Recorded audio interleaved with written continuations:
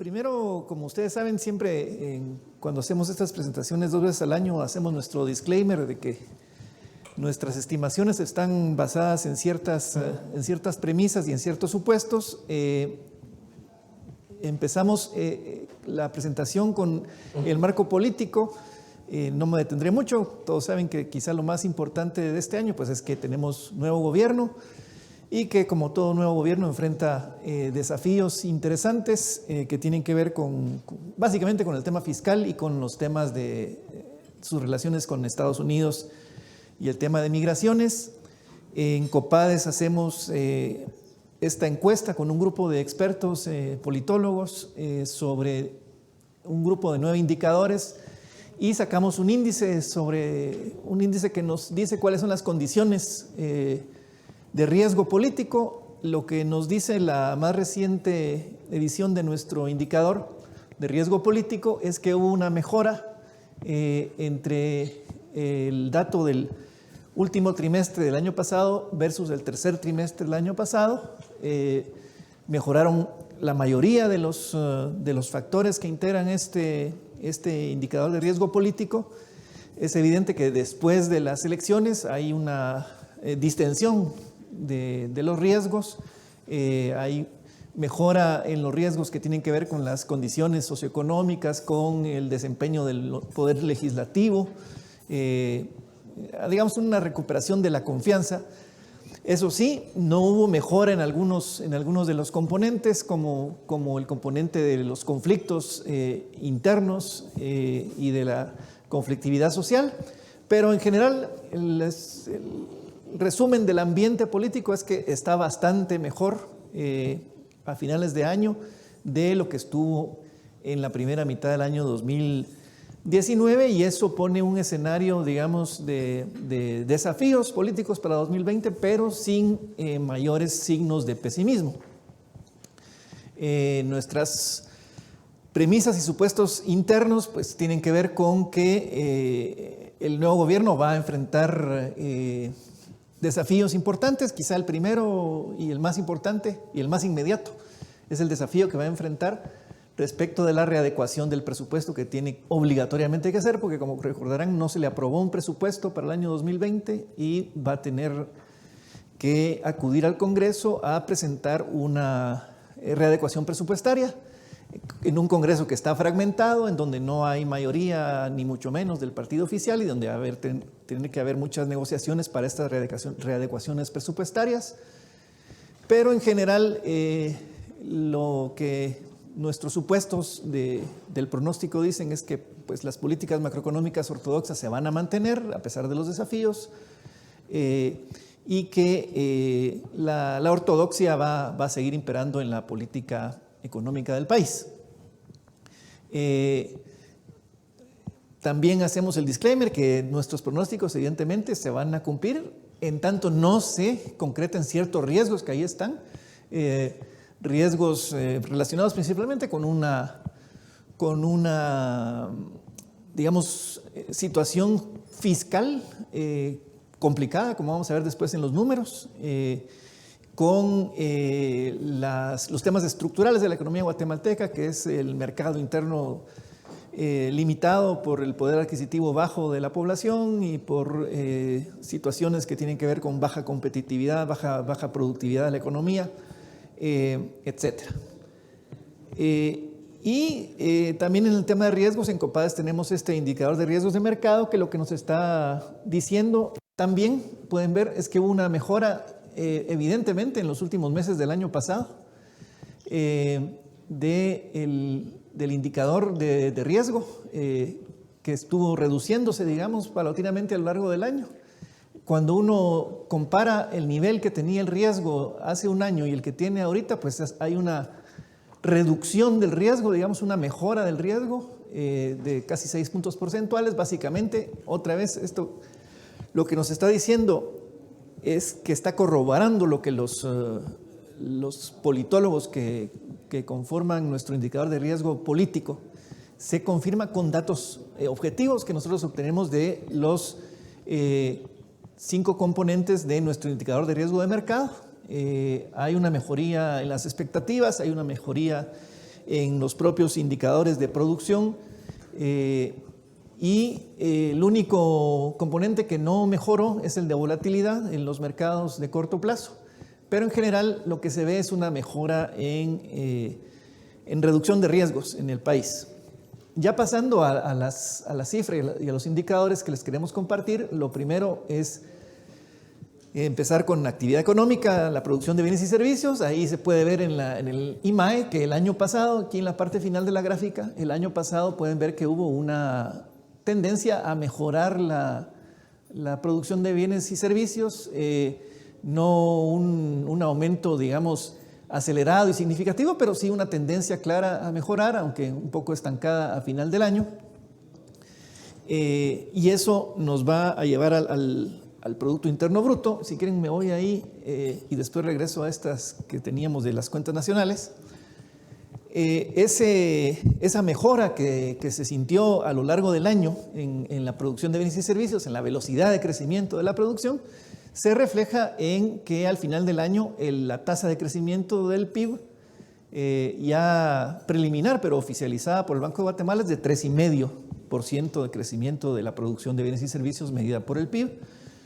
Eso implica, como se puede ver, una aceleración pequeña, pero aceleración al fin en la tasa de crecimiento de la economía, después de que en 2 años seguidos había crecido alrededor del 3% y en 2016 incluso por debajo del 3%, pues llega ahora a 3,5%. Y les adelanto que el pronóstico de Copades para 2020 es de una tasa de crecimiento con un punto central en 3,4% de crecimiento del PIB. Por supuesto, en medio de una franja de confianza de más o menos medio punto porcentual. Y el mensaje aquí es que en 2019 una pequeña recuperación en el ritmo de crecimiento que se va a mantener, digamos, creciendo a ese ritmo cercano al 3,5% en 2020. Lo que queríamos mencionar ahorita es que, como seguramente la mayoría de ustedes escucharon, hubo un cambio de año de referencia, le llama ahora el Banco de Guatemala, en las cuentas nacionales. Lo que es una revisión periódica que todos los países hacen de sus cuentas nacionales, conforme al manual internacional que usa Naciones Unidas y que recomienda y supervisa el Banco Mundial y el Fondo Monetario Internacional. Ese sistema de cuentas nacionales es un manual que data de 2008 que aconseja hacer estos cambios periódicos, estas actualizaciones periódicas del año base, del año de referencia. El año de referencia es aquel año que se considera normal y respecto del cual se van a estar fijando los precios para calcular el PIB en términos reales, es decir, sin tomar en cuenta el efecto inflacionario. Entonces el Banco de Guatemala oficializó el cambio de año base al año 2013, el año anterior base era 2001, entonces hubo una actualización del año base. Cuando hay estos cambios de año base, suelen detectarse que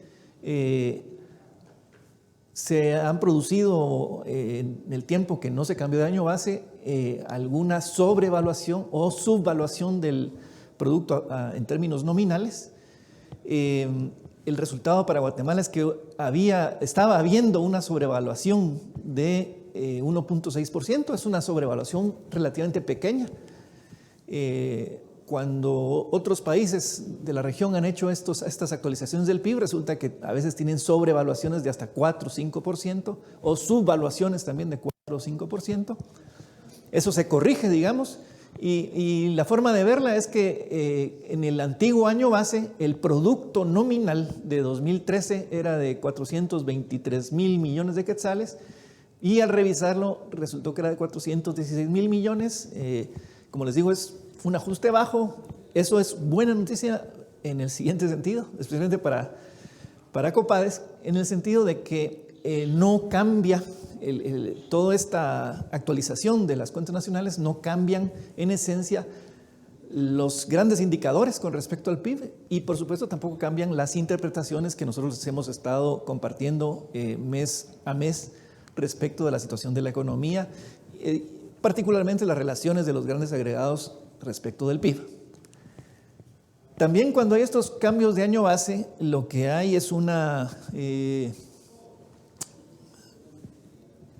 se detecta, digamos, cambios estructurales en la economía, es decir, se detecta qué es lo que está un poco en la gráfica de aquí, si la economía es cada vez más industrial o cada vez más dedicada a servicios, se detectan si la economía está dedicando más de su valor agregado a pago de salarios o a pago de utilidades. Y lo que nos muestra esta actualización que hizo el Banco de Guatemala y que es interesante ver, es que con el año base antiguo teníamos una economía que era bastante inclinada al sector de servicios, con más del 50% de la producción, 54% de la producción en el sector servicios, 26% en manufactura y 15% en el sector agropecuario.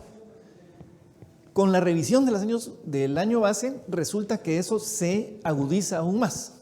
Las nuevas cuentas nacionales lo que nos dicen es que la economía guatemalteca es casi 61% generada, esta producción, en el sector terciario, en servicios. 22% en el sector manufacturero y solo 12% en el sector agrícola. Entonces, este cambio de año base y de metodología, y de cuentas nacionales, de la forma en que se calculan las cuentas nacionales, revela que la economía guatemalteca está cada vez más terciarizada y cada vez menos en el sector primario agropecuario.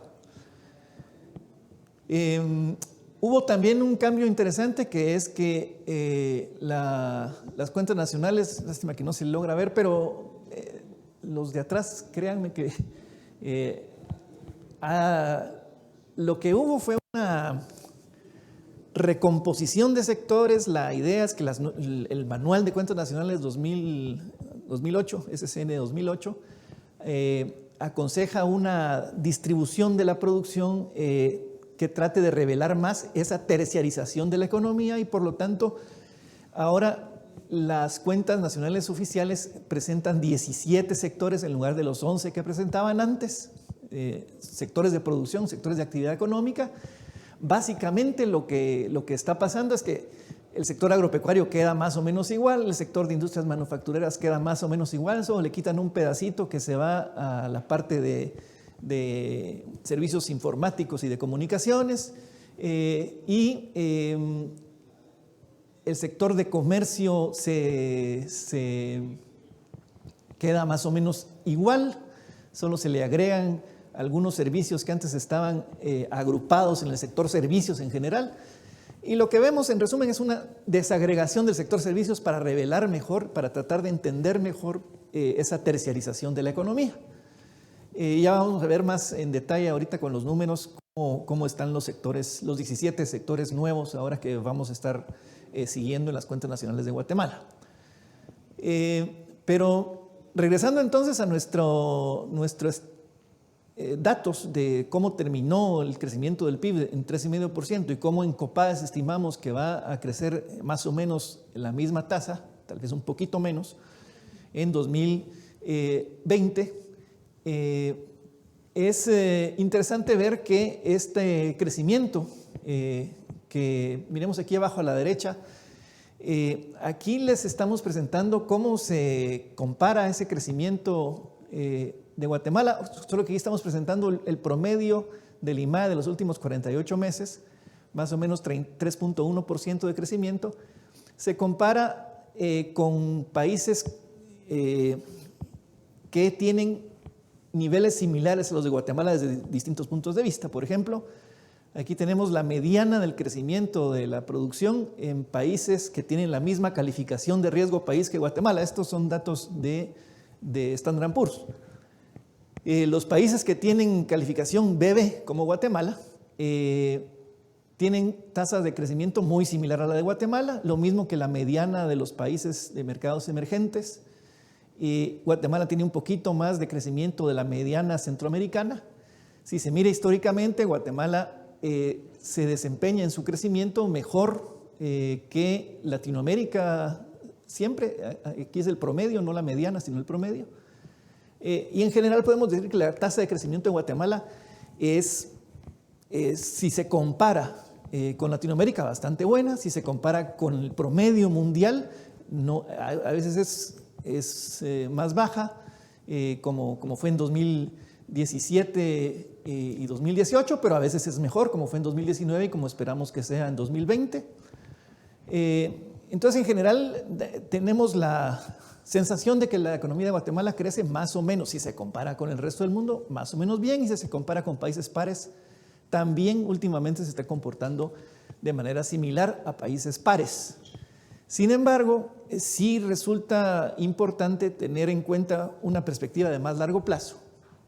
Aquí lo que tenemos es, este es un cálculo que hace el Fondo Monetario Internacional del PIB per cápita, pero calculado con paridad de poder de compra, es decir, igualando la capacidad adquisitiva de la moneda de los distintos países.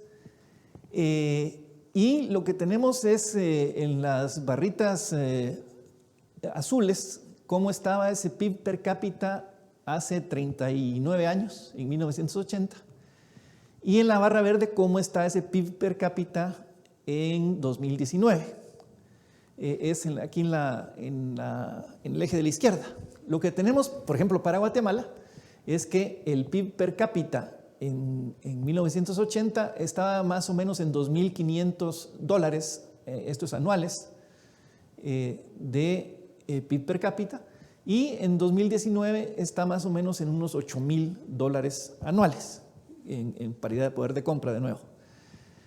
Y Guatemala tiene, digamos, la ventaja de que es un país que casi nunca tiene recesiones. Incluso cuando fue la gran recesión de hace 12 años, Guatemala fue de los países que mejor pasó, que menos sufrió esa recesión. Y lo que vemos entonces es que Guatemala, y este es el puntito rojo, Guatemala ha crecido más o menos un 240%, o sea, la diferencia que hay entre el PIB per cápita en 1980 y el PIB per cápita en 2019 implica un crecimiento de más o menos 240, 250% de aumento. Y eso pareciera ser buena noticia. La mala noticia es que los demás países de Latinoamérica, con la excepción nada envidiable de Argentina y de Venezuela, que son países que se suicidan voluntariamente y sin cesar en los últimos años, Guatemala es el país que menos rápido ha crecido en esos 39 años. Y digamos, ese es un llamado de atención que deberíamos tener en cuenta, porque normalmente en nuestras reuniones siempre decimos que ahí va Guatemala, va bien. Vimos aquí que va incluso mejor que el resto del mundo en 2019, bastante mejor que Latinoamérica, muy similar a países pares como Guatemala, pero en el largo plazo ese crecimiento como vegetativo de la economía guatemalteca se compara mal con la velocidad a la que crecen otros países, que sí son más inestables en el sentido de que a veces tienen recesiones y a veces tienen recuperaciones, pero las recuperaciones son más altas, más rápidas que las de Guatemala. Y un poco tratando de ver algunas de las razones de eso, es que Guatemala, de nuevo yo les he hecho esta metáfora en otras ocasiones, Guatemala podríamos decir que su PIB, su economía, es una máquina, un avión que avanza con 4 motores, pero lo de los 4 motores es un motor grandotote, gigantesco, que es el consumo privado, que pesa el 89% del PIB. Y tiene 3 motorcitos chiquitos, que es el consumo del gobierno, la inversión y las exportaciones. Entonces, uno podría decir que Guatemala crece básicamente porque el consumo privado, el consumo de los hogares crece, el consumo de los hogares crece por 2 razones básicamente, porque la cantidad de trabajadores aumenta por pura demografía y porque las remesas familiares implican una alimentación continua a ese consumo privado. Y eso se traduce en un crecimiento constante casi que vegetativo de Guatemala de 3% o 3,5%, y la diferencia entre que crezca Guatemala 3,5 o 3,1 son esos tres motorcitos. El motor grandote siempre hace que Guatemala crezca 3%, 3%, incluso en recesiones hace que no caiga Guatemala en recesión cuando el resto del mundo está en recesión. Y, por ejemplo, este 3,5%, a diferencia del 3,1 que hubo en 2018, básicamente se debe a que el año pasado el motorcito del consumo del gobierno dio un empujoncito más que permitió que llegáramos a 3,5%. En 2020, ese motorcito del gobierno ya no va a estar, porque, como vamos a ver más adelante, los primeros años de gobierno siempre cuesta que el gobierno gaste. Este gobierno nuevo va a ser, creo yo, y las cifras que vamos a ver más adelante, que calculamos en Copades, así lo van a revelar, menos ineficiente que otros primeros años de gobierno, pero todavía sí va a ser más lento que el año pasado. Entonces el motorcito auxiliar que va a estar en 2020 va a ser la inversión y un poquito las exportaciones. Inversión porque, como ya vimos, hay una recuperación evidente en la confianza desde que finalizaron las elecciones, pero ha habido decisiones de inversión que se están reflejando en los números, y eso va a permitir entonces que el PIB en 2020 vuelva a crecer alrededor de 3,5%. Porque sobre el motor grandote del consumo se va a agregar un poquito más inversión privada y un poquito más de exportaciones.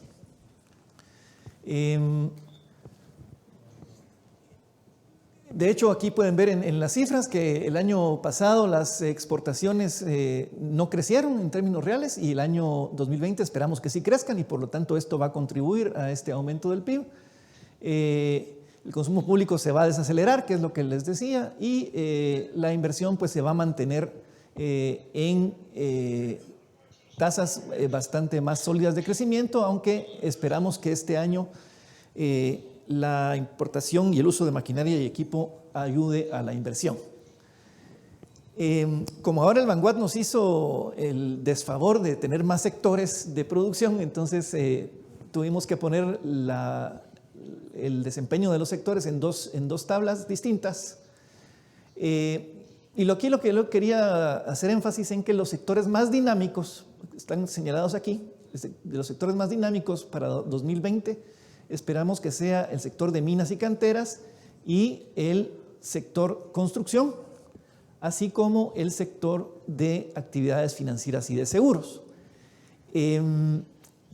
Desgraciadamente, los sectores más dinámicos de la economía, que son estos tres, son también sectores pequeños. El sector de servicios financieros no es tan pequeño, pero digamos el de minas y canteras sí es un sector que produce 4.500 millones de quetzales en términos reales, cuando se compara, por ejemplo, con el sector agropecuario, que produce 51.000 millones, se ve que es un sector pequeño. Y un poco eso es lo que pasa. Los sectores más dinámicos no son los más grandes. Los sectores más grandes, que es agricultura, por ejemplo, con 51.000 millones, o el sector industria manufacturera con 74.000 millones, o el sector comercio con 96.000 millones, están creciendo apenas cercano o incluso por debajo de lo que crece el PIB. Y lo mismo, les decía, está pasando con el otro sector dinámico, que es el de sector de servicios, que sí es un poquito más grande y que tradicionalmente en años anteriores había sido de los más dinámicos. Esperamos que va a ser de los que se va a recuperar más en 2020. Todo eso nos va a dar como resultado una situación de desempleo que no va a empeorar. La tasa de desempleo creció un poco el año pasado, y esperamos que en 2020 se va a reducir un poquito, pero no significativamente. Es una tasa de desempleo muy baja, que no pasa del 2,5% de la PEA, de la población económicamente activa. Sí tenemos que decir, estas cifras están sacadas de la Empresa Nacional de Empleo e Ingresos, que calcula el INE. Y en Copades, desgraciadamente tenemos que decirlo, no vemos en esta encuesta que haya consistencia. Es una encuesta algo inconsistente.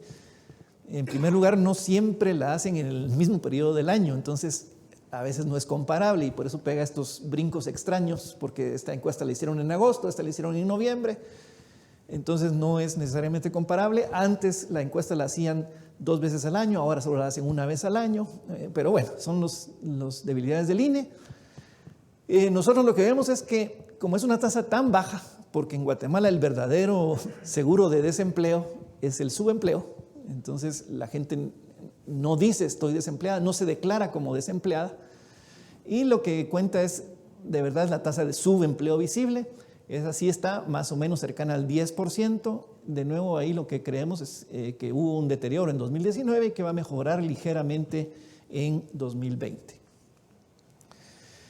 Paso al sector más importante, que es el fiscal. Más importante en el siguiente sentido: la economía de Guatemala es una economía que no asusta a nadie, es muy estable en precios, en tasa de crecimiento, no hay muchos sustos, pero sí hay amenazas, y la principal amenaza es el desempeño fiscal.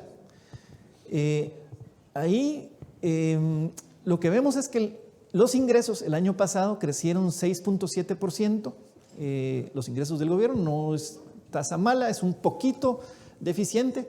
Uno debería esperar que los ingresos fiscales deberían crecer por lo menos lo que crece el PIB nominal.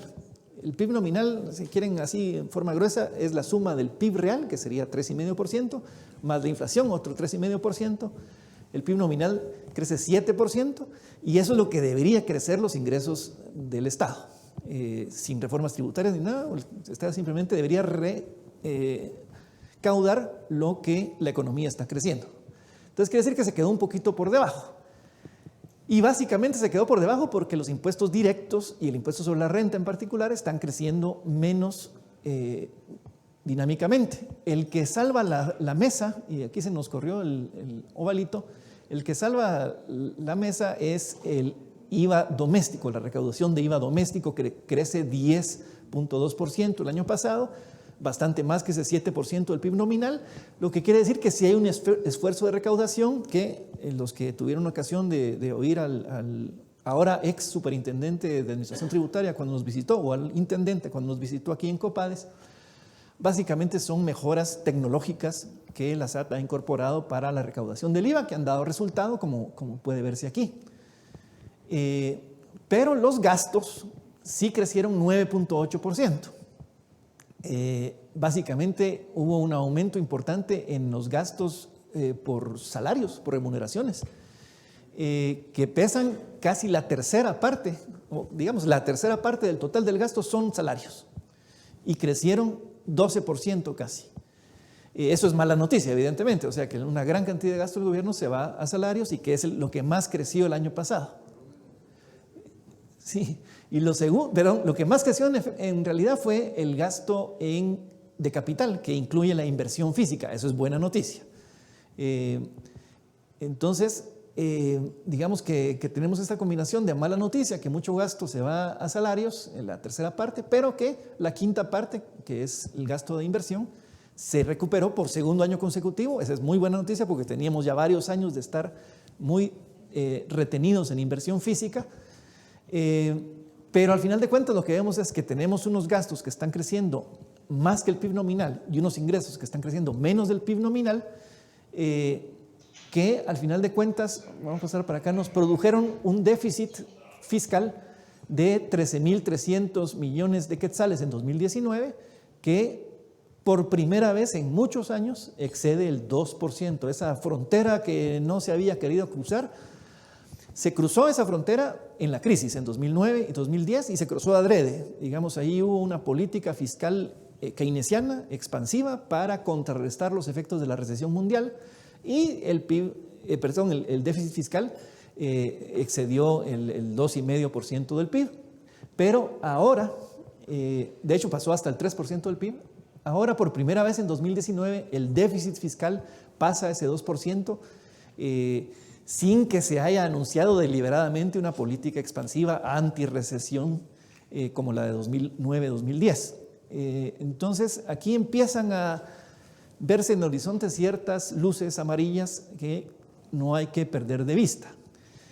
Otro tema importante que quisiéramos compartir, porque parte de lo que hacemos en Copades es verificar lo que dice la prensa y compartirlo con ustedes para que tengan la información correcta, es que ese déficit fiscal de 13.300 millones de quetzales se financió básicamente con deuda, aquí hubo el equivalente a 9.300 millones de quetzales que se colocaron en eurobonos, en bonos colocados en el exterior en dólares. También se colocó otros 9.000 millones en bonos internos, de los cuales se pagaron 4.000, entonces en términos netos, bonos internos 5.000 millones. Pero lo que les quería yo enfatizar es que el resultado de este endeudamiento externo por casi 7.000 millones e interno por unos 5.400 es que no fue suficiente el endeudamiento para cubrir el déficit. Y el gobierno tuvo que recurrir a su caja, o sea, se gastó recursos que tenía guardaditos. Esto es importante porque resulta que no fue cierto lo que dijo el gobierno saliente de que le iba a dejar en caja una fortuna al nuevo gobierno para que estuviera tranquilo. De hecho, se gastó 1.000 millones de lo que estaba guardadito, o sea que le dejó 1.000 millones menos de lo que tiene el gobierno guardadito al nuevo gobierno. Y eso es importante porque suma a este desafío que yo les hablaba al principio. El nuevo gobierno, si algo tiene para preocuparse en los próximos meses, y no solo el gobierno, sino todos los guatemaltecos también, es que hay un problema fiscal ahí en ciernes. Empezaron con menos dinero en caja de lo que esperaban y con una tendencia al crecimiento del déficit. Nuestras estimaciones es que el crecimiento del gasto se va a desacelerar en 2020. Como les decía, el primer año de gobierno, de cualquier gobierno, siempre es complicado y nuestra estimación es que el gasto va a crecer más o menos 7,5%, un poco por encima del PIB nominal. Y el ingreso también se va a desacelerar a 6% de crecimiento. En todo caso, aunque aquí hay, digamos, una caída en el crecimiento, no en el monto, sino en el crecimiento del gasto, el monto sí va a aumentar 7,5%. Y los ingresos de una base más baja van a aumentar solo 6%. Eso lo que nos quiere decir es que el déficit fiscal va a aumentar respecto del PIB. Si en 2019 fue un déficit fiscal de 2,3%, en 2020 estamos esperando en Copades que sea de 2,4%. Otra luz amarilla, un poquito más amarilla. La gran ventaja es que Guatemala, como pueden ver abajo a la derecha, cuando se compara con sus pares, es decir, con países que tienen calificación BB de riesgo país o con países que tienen de mercados emergentes o países latinoamericanos, el déficit fiscal de Guatemala de los últimos 12 meses de 2019 de 2,1%, este es el promedio mensual, digamos. Este déficit fiscal todavía es bajo, digamos. Incluso el 2,3 con el que cerró el año todavía es más bajo que el de los países pares.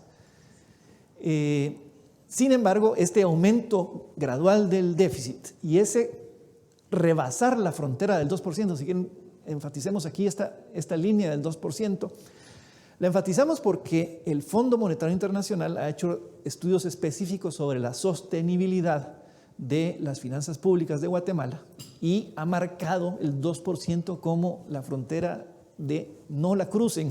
Si no mejoran sus ingresos fiscales, no crucen esa frontera. Evidentemente ya no le hicieron ningún caso al Fondo Monetario y se cruzó la frontera y se va a volver a cruzar este año porque la preocupación del fondo es que un gobierno incapaz de recaudar más, cuando aumenta el déficit fiscal, lo que hace es irse endeudando más y aquí tenemos el resultado de la deuda. Como porcentaje del PIB, la deuda pública en 2019 pasó a 26,8% y con el déficit que estamos esperando para 2020, esa deuda va a pasar a 27,3%. De nuevo, aquí el nivel de alarma de deuda pública es de 50% del PIB. Todavía estamos bien lejos. O sea, no tenemos motivos para preocuparnos aparentemente con este indicador. Pero sí con este otro, que es la deuda pública como porcentaje de los ingresos tributarios. Ahí la línea de alarma es de 250%. Esa ya la cruzamos en 2019 y se va a cruzar todavía con más ganas en 2020. Entonces hay señales de alerta ahí que también uno las puede ver cuando compara la deuda pública como porcentaje del PIB comparado con los países pares, pues todavía está baja, les decía, pero cuando se compara los intereses que hay que pagar por deuda pública sobre los ingresos del gobierno, Guatemala sí se ve, digamos, en desventaja respecto de los países pares. De nuevo, no estamos diciendo que va a haber una crisis, no estamos diciendo que esto ya es el acabose, estamos diciendo que se han cruzado fronteras de déficit fiscal y de deuda pública sobre ingresos que no se habían cruzado en muchos años y que cuando se cruzaron en 2010 se hizo con la promesa que además se cumplió de que era temporal y que se iba a volver a regresar a la ortodoxia. Entonces tenemos una situación fiscal en la que evidentemente el gobierno está recurriendo más al endeudamiento para sostener el gasto y que eso tiene un límite.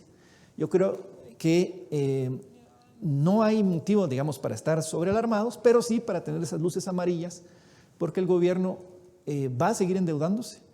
La información que tenemos es que el actual gobierno va a presentar esta readecuación fiscal en las próximas semanas, que va a derivar en estos números de déficit y de deuda, que son los que están en el programa de Copades, pero que además tiene intenciones de endeudarse más durante el transcurso de este año. Eso no está en nuestra estimación, porque creemos que políticamente va a ser difícil que en el Congreso le aprueben más deuda, pero es toda la intención de hacerlo.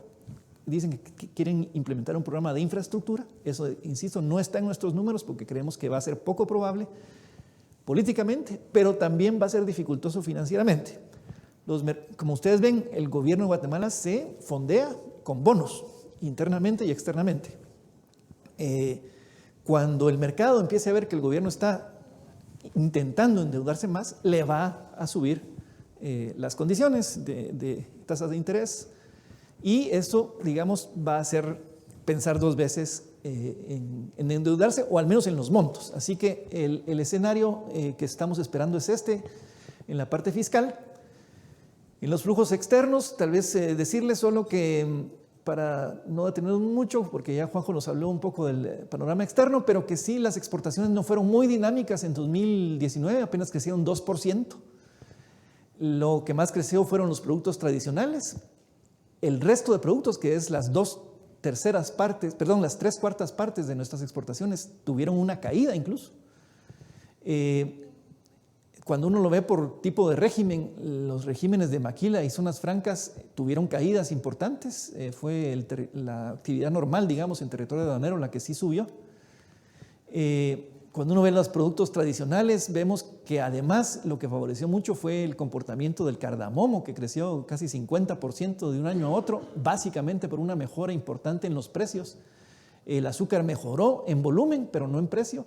El banano y el café mejoraron en volumen, aunque el café se vio afectado y al final el monto fue negativo porque el precio bajó, y el petróleo pues bajó en volumen, aunque el precio se mantuvo. Así que viendo los principales productos tradicionales, vemos que también hubo algo extraordinario aquí que no se va a repetir en 2020, pero que sí va ese año 2020 a mostrarnos una mejora por el resto de productos que esperamos que no tenga el comportamiento negativo del año pasado. Las importaciones, por su parte, sí crecieron menos esta vez que las exportaciones, crecieron solo un 1.1%, y básicamente fue gracias a que cayeron los precios. Como ya Juanjo nos decía, esto no se va a repetir en 2020, ahí vamos a tener una recuperación en precios, y lo que estamos esperando en Copades es una mejora en el valor de las exportaciones, que pasarían de 2.0 de crecimiento en 2019 a 2.8, que no es la gran cosa, pero que por lo menos sí apunta a una mejora en las exportaciones del resto de productos no tradicionales, recuperándose de la caída del año pasado, y también en las importaciones una mejora en la tasa de crecimiento de pasarían de 1.1 a 3.6% de crecimiento. El año pasado, el hecho de que las importaciones crecieran menos que las exportaciones ayudó a que la balanza comercial se redujera un poquito en términos absolutos y en términos relativos también. Ya como porcentaje del PIB, pues cayó por debajo del 11,5%. No tomen nota de que el año pasado el saldo comercial, que es básicamente la diferencia entre exportaciones e importaciones, fue un déficit de 8.700 millones de dólares. Se los digo porque esos 8.700 millones de dólares fueron más que cubiertos por los 10.500 millones de dólares de remesas que ingresaron al país. Entonces, Guatemala es de los pocos países que puede darse el lujo de tener déficit comercial que se cubre totalmente con los factores de producción guatemaltecos en el exterior, que son nuestros migrantes. Las remesas sobrepasaron esos 10.500 millones, crecieron 13%. Si uno ve la gráfica, lo que puede ver es que sí hay una leve tendencia en los últimos meses del año pasado, la desaceleración en las remesas, y si uno lo mira en más largo plazo, también desde el pico que alcanzaron en 2016 para finales de 2019, las remesas pues tienen una levísima tendencia a la desaceleración, pero de todos modos están creciendo a 2 dígitos. Nuestra estimación es que esta tendencia a la desaceleración va a seguir en 2020. Esperamos siempre un crecimiento de 2 dígitos en las remesas a una tasa de 10%. Y por lo tanto, nuestro saldo con el resto del mundo como país va a seguir siendo positivo. Como ustedes pueden ver, cuando uno mire el superávit en cuenta corriente de balanza de pagos como porcentaje del PIB, ya tenemos 4 años de ser positivos y esperamos que por 5º año consecutivo en 2020 vamos a tener superávit en cuenta corriente. Eso quiere decir que en la parte externa Guatemala puede estar tranquila, no hay riesgos de crisis, no se atisba en el horizonte ninguna posibilidad, digamos, de grandes crisis externas. Y incluso cuando uno compara Guatemala con países pares, pues vemos que nosotros tenemos superávit en cuenta corriente cuando los países calificados como W, igual que Guatemala o Latinoamérica o países emergentes, tienen déficit en cuenta corriente. El hecho que tengamos superávit en cuenta corriente lo que hace es que haya una abundancia de dólares en el mercado. Esa abundancia de dólares en el mercado lo que provoca es una estabilidad tremenda en el tipo de cambio. Como pueden ver, el año pasado, la línea negra gruesa, pues el tipo de cambio se mantuvo más o menos alrededor del 7.70, al final terminó en ese 7.70. De punta a punta una pequeña apreciación del tipo de cambio. Y este año empezó un poquito con tendencia a la apreciación, aunque como pueden ver, tanto en 2019 como en 2017, y si vemos un índice de estacionalidad, así es también, los primeros meses del año siempre tiene esta tendencia a la apreciación. Vista a largo plazo, aquí tenemos desde 2012, el tipo de cambio nos puede dar una mejor referencia a esta visión de largo plazo para hacer ver que a lo largo de 2019 realmente estuvo muy estable, luego de que se había depreciado en 2018 y de que se había apreciado mucho en 2017, ha recobrado una estabilidad bastante grande que esperamos que se mantenga. Este es el comportamiento del tipo de cambio del año pasado dentro de la franja que Copades estimó que iba a tener de comportamiento. La presentamos con orgullo porque casi nunca le atinamos, el año pasado sí le atinamos. Para los economistas, el tipo de cambio es la variable más difícil de predecir. Y ahorita lo vamos a ver, cuando tenemos un banco central que a veces actúa con una regla y a veces se saca la manga la interpretación de la regla y actúa de otra forma.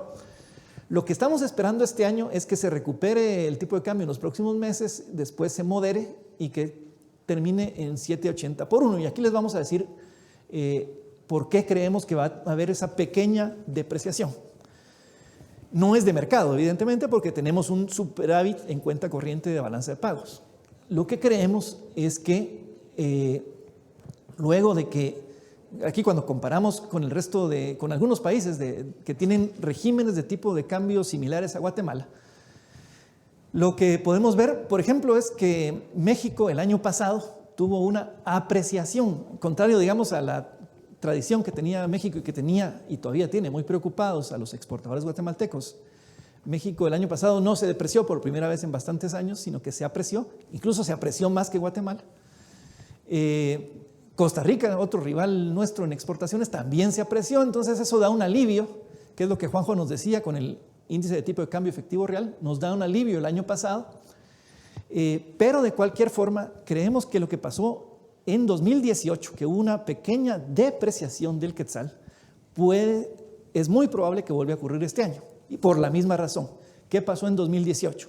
En 2018 el Banco de Guatemala compró en el mercado más dólares de los que la regla de intervención en el mercado le decía que debía comprar, y provocó esta depreciación pequeña del tipo de cambio. Nuestra estimación es que va a ocurrir algo parecido este año. Todavía no está ocurriendo porque, digamos, ese es inside information que tenemos. La Junta Monetaria, que es la autoridad máxima del Banco Central, sí está, digamos, con la llegada de los nuevos miembros a Junta Monetaria de parte del gobierno, sí está discutiendo muy profundamente la conveniencia de comprar un poquito más de dólares para darle un empujoncito pequeño al tipo de cambio, no muy grande. Y no muy grande es más o menos esto que estamos esperando en Copades, que es más o menos una depreciación de 1%, que es menor, bastante menor que la que hubo en 2018. Como les digo, eso está sujeto a que la Junta Monetaria decida y convenza a las autoridades del Banco de Guatemala a que compre un poquito más de dólares. Creemos que las probabilidades de que eso ocurra son más que las probabilidades de que no ocurra, y por eso nuestra estimación es que el Banco de Guatemala va a empezar a comprar más dólares a lo largo del año y va a mantener con mucha estabilidad el tipo de cambio, pero con una pequeña tendencia al alza a final del año. Eso va a implicar que el Banco de Guatemala va a aumentar sus reservas internacionales del nivel que ya tenía alto a diciembre de casi 14.900 millones.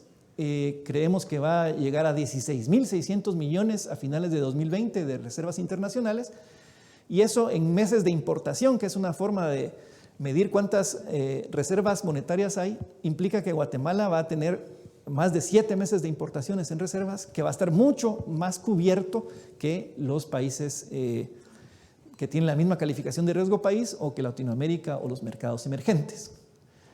En cuanto a la inflación, de nuevo, aquí le atinamos el año pasado, estaba un poco alta al principio del año la inflación, pero luego tuvo una moderación importante en agosto y septiembre, y se recuperó más o menos para terminar en 3.4% de inflación interanual.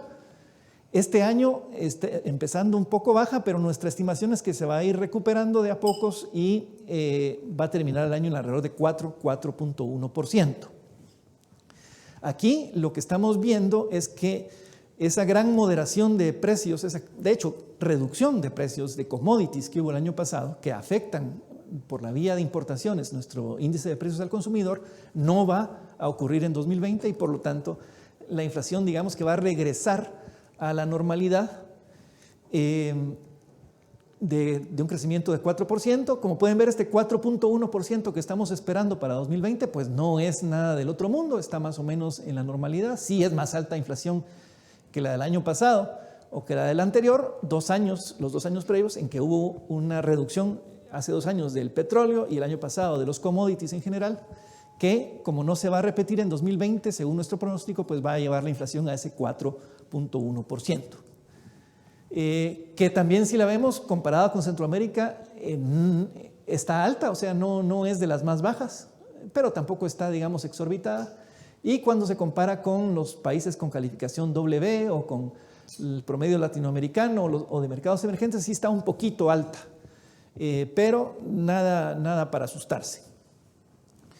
Y para ir terminando, en el sistema bancario, nuestros indicadores a 2019 nos mostraban un sistema bancario con un pequeñísimo deterioro en la calidad de la cartera, pero bastante mejor que hace 2 años, con un indicador de liquidez un poquito reducido, pero siempre cómodo, y con sus indicadores de solvencia y de rentabilidad bastante aceptables. Entonces, tampoco es parte de lo, digamos, estable y predecible que es la economía guatemalteca. En el sistema bancario no se ve ninguna cosa del otro mundo.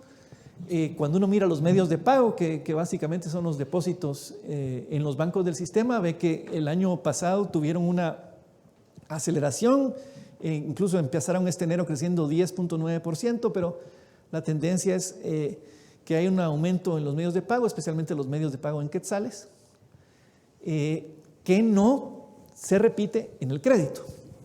Los medios de pago, digamos que en términos generales son los pasivos de los bancos, pero los activos de los bancos están creciendo menos rápido que los pasivos. Como pueden ver, incluso durante todo el año pasado tuvo el crédito bancario, especialmente por la caída en el crédito en moneda extranjera, tuvo una tendencia a la baja. Terminó el año creciendo el crédito en 5.2%, que es una tasa de crecimiento baja del crédito. De hecho, si se compara con los países con calificación W o con Latinoamérica y los mercados emergentes, tenemos un crédito bancario que está creciendo, digamos, lentamente. Y cuando se compara el crecimiento del crédito bancario con el crecimiento de los medios de pago, se da cuenta uno que hay una divergencia, y cuando se dan estas divergencias, como lo hemos compartido con ustedes en otras ocasiones, quiere decir que hay excedentes de liquidez en el mercado. Está creciendo más rápido las captaciones que los créditos, y esos excedentes de liquidez pues se van a reflejar, como vamos a ver en la gráfica siguiente, en las tasas de interés. Pero antes de pasar a las tasas, solo hacerles el énfasis de que el crédito al consumo en términos de volumen es un crédito que está creciendo bastante a tasas de 6.7%. Está creciendo menos que el microcrédito o el crédito hipotecario para vivienda, pero estos dos en montos son bastante pequeños. El punto es, este crecimiento lento del crédito bancario sería más lento si no fuera por el crédito al consumo. Y ahí hay otro tema, junto con el indicador de que se deterioró un poquito de la calidad de la cartera, de que los bancos, digamos que tienen que ser muy cuidadosos, porque mucha dependencia en el crédito al consumo puede tender a deteriorar la calidad de la cartera. Y eso le pone, digamos, un límite al crecimiento del crédito. Evidentemente, una economía que, como vimos, su PIB descansa en el consumo privado, es evidente que el crédito también, pues, no le queda de otra más que descansar en el consumo privado. Nuestra estimación es que los medios de pago van a seguir creciendo un poquito menos este año, y que el crédito se va a acelerar, pero tampoco a tasas demasiado grandes, lo que implica que va a continuar esta tendencia a que existan excedentes de liquidez en el mercado. Y eso se va a reflejar en las tasas de interés. Hasta los primeros datos de enero, la tasa de interés activa estaba más o menos en 12.6%, y la tasa sobre depósitos a plazo estaba en 6.4%. Las tasas del Banco de Guatemala, la tasa líder está estática en 2.7%. La tasa del resto de operaciones, curiosamente, en lugar de estar bajando como las condiciones parecieran sugerirlo, se mantiene, incluso tiene una pequeña tendencia al alza, lo que sugeriría que el Banco Central tiene margen para aflojar un poquito la política monetaria. La comparación de la diferencia entre las tasas activas y pasivas, cuando uno mira el spread de Guatemala de casi 8 puntos porcentuales, se da cuenta que está más alto que el de la mediana de los países de calificación W y que de la mediana de los mercados emergentes. Eso señala algunas ineficiencias en la intermediación financiera en Guatemala, porque el spread todavía es relativamente elevado. Nuestra predicción para 2020 es que la tasa de interés activa va a seguir su pequeña y leve tendencia a la baja. La única forma en que no podría darse eso es que internacionalmente haya una presión al alza, y como ya Juanjo nos explicaba al principio, más bien la tendencia es a que las tasas internacionales bajen, y por lo tanto creemos que esta tendencia leve a la baja va a seguir en 2020, y lo mismo la tasa pasiva. Esta es la de depósitos a plazo, y este es el panorama que esperamos en tasas de interés. Y para ir concluyendo, pues aquí está el resumen de los indicadores. Muy rápidamente, un crecimiento económico que va a estar más o menos al mismo nivel, quizá un poquito menos acelerado que el año pasado debido a que el gasto de gobierno estaría menos dinámico. Unas exportaciones recuperándose, pero no a niveles de quemar fuegos artificiales. Importaciones también recuperándose por tema de precio, de recuperación de precios de materias primas. Las remesas creciendo todavía a 2 dígitos, pero menos que el año pasado. Una superávit en cuenta corriente que implica abundancia de dólares en el mercado. Un resultado fiscal que por segundo año consecutivo va a rebasar la temible barrera del 2%. Crédito bancario y medios de pago recuperándose, pero todavía manteniendo una tendencia a excedentes de liquidez, una inflación acelerándose pero en niveles normales, y por último un tipo de cambio que por participación del Banco Central y por diseño de política pública quizá tenga una pequeñísima depreciación en el año. Y termino ahorita porque justamente ahorita se acabó la batería del control remoto, así que estamos exactos. Y justamente son los 15 minutos que les pedí adicionales. ¿Se acabó? De esperar a que terminara la presentación de Mario. ¿Comentarios, preguntas? Ahí. Bien. Sí. Con el tema fiscal, ¿qué hay acerca de alguna revisión en el tema impositivo? Porque con la FEL pues se han avanzado bastante con el tema del IVA, pero en el tema de ISR, ¿no? Sí, exactamente, como pudieron ver, el impuesto que más creció y bastante bien el año pasado fue el IVA. Ahí estas mejoras que van a seguir dando fruto van a mantener tranquilo al gobierno este año. De nuevo, inside information que tenemos, la intención del gobierno es la siguiente. Primero, regularizar el presupuesto en estos primeros meses. Esperan que a finales de marzo esté aprobada la readecuación presupuestaria. De abril a junio esperan lo que no está en nuestras estimaciones, pero sí en las del gobierno, una nueva ampliación para infraestructura. Y la idea es la siguiente. La intención del gobierno es demostrar este primer año que están cumpliendo, digamos, que están prestando y recuperando la prestación de servicios básicos para la población. Y con esa carta de presentación sí tienen previsto plantear algún ajuste tributario el año próximo. Habrá que ver cómo les va. Como digo, no está en nuestro pronóstico, lo que quiere decir es que en Copades no creemos que van a tener éxito en esto. Pero si tienen éxito en, digamos, mejorar la prestación de servicios y en endeudarse, lo adicional que quieren endeudarse para infraestructura, van a tener que proponer un ajuste fiscal para poder estar en condiciones de seguirse endeudando el año próximo. Entonces yo creo que este año no, y el año próximo sí habría que estar esperando cómo le va al gobierno para plantearnos la posibilidad de un ajuste fiscal. Respecto a la aceleración del gasto el año 2019 que señaló Mario, habría que agregar que esa aceleración se dio en el último trimestre. En otras palabras, estaba guardado el dinero y dijeron démosle, porque es ahí donde se brinca. Por favor. Gracias. Con la apertura que se está anunciando por parte del gobierno, doctora Yamatei, de haber más libertad de movimiento entre Guatemala, El Salvador y Honduras, ¿se prevé algún tema arancelario de disminución entre países que repercuta consecuentemente en recaudación fiscal? No, según nuestras cifras, va a haber un repunte en el comercio regional, no solo por una mejora en las economías de los países vecinos, con excepción de Nicaragua, y a ver cómo le va a Costa Rica, porque ellos tienen buenas perspectivas, pero la realidad está siendo otra.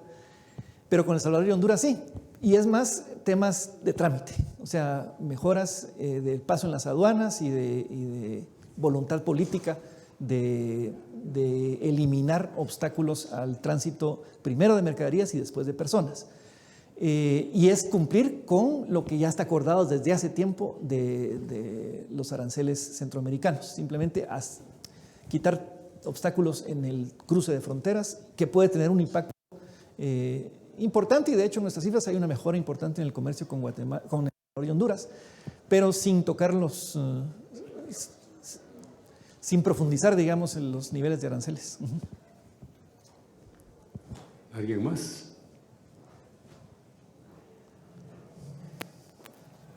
Buen día. Con respecto a la comparación con Latinoamérica y Guatemala, ahí está metido Venezuela y esos países que ensucian un poco esas cifras, ¿verdad? Las grafitas de aquí tienen la mediana, entonces la mediana ayuda a limpiar los extremos, digamos. Ok. Pero si quitamos totalmente de esa mediana y esas gráficas a Venezuela, Argentina quizás también, o Nicaragua, ¿cómo quedaría Guatemala en comparación con el resto de Latinoamérica? En crecimiento quedaríamos no tan bien, porque ahorita la diferencia es muy grande, pero lo que pasa es que, digamos, ahí sí hace mucho ruido el lento crecimiento, por ejemplo, de Argentina. Pero en temas de deuda pública y de déficit fiscal quedaríamos peor, ¿verdad? Quitando los extremos. Digamos que, pero habría que ver cómo hacer estas mismas gráficas con la media para ver qué tanto ayuda la mediana. Lo que la teoría dice es que la mediana sí contribuye mucho a quitar los extremos, así que no cambiaría mayor cosa, sí quedaríamos mejor en términos de PIB y quedaríamos peor en términos de desempeño del gobierno.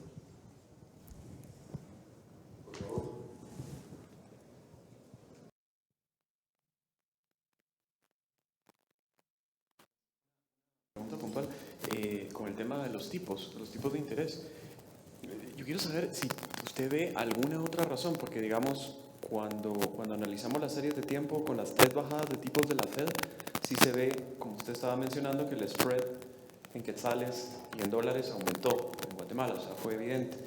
Pero la tasa líder del Banco Central, yo creo que está inusualmente baja en comparación con otros países de la región. De hecho, yo lo que estaba haciendo es limpiando también algunos raros, como Argentina, Venezuela y tal, pero seguimos estando muy bajos. Entonces usted mencionaba el tema de reservas, que eso lo tenemos claro por el superávit comercial, pero ¿hay alguna otra razón? ¿Usted ve alguna otra? Porque si vemos series de tiempo de hasta 10 años, de verdad es muy raro. O sea, estamos muy bajos. La tasa de referencia debería estar arriba, o realmente la tasa de referencia no está sirviendo todo lo que nosotros creemos que Ese es esto último. El Banco Central, como siempre usan palabras elegantes, le llaman la tracción de la tasa líder es bien baja. Por eso en nuestra, a ver si control no remoto, llegamos a las tasas de interés, ya se me las pasé, aquí está. En esta gráfica de la izquierda, nosotros, aparte de la tasa activa bancaria, la pasiva bancaria y la líder, que es la de hasta abajo, tenemos la de en medio. La de en medio es la promedio de todas las operaciones del Banguat. Esa es la verdadera tasa que el Banguat aplica. Y como pueden ver, esa sí está más alta y además tiene una pequeña tendencia al alza. Yo creo que la atracción de la tasa de interés del Banco de Guatemala se produce a través del sistema bancario y es mediante estas operaciones, que básicamente son los CDPs del Banco de Guatemala, que son del sistema bancario. Entonces, ahí sí, no solo hay una tendencia al alza, sino lo que creemos es que hay un pequeño margen para aflojar un poquito, incluso.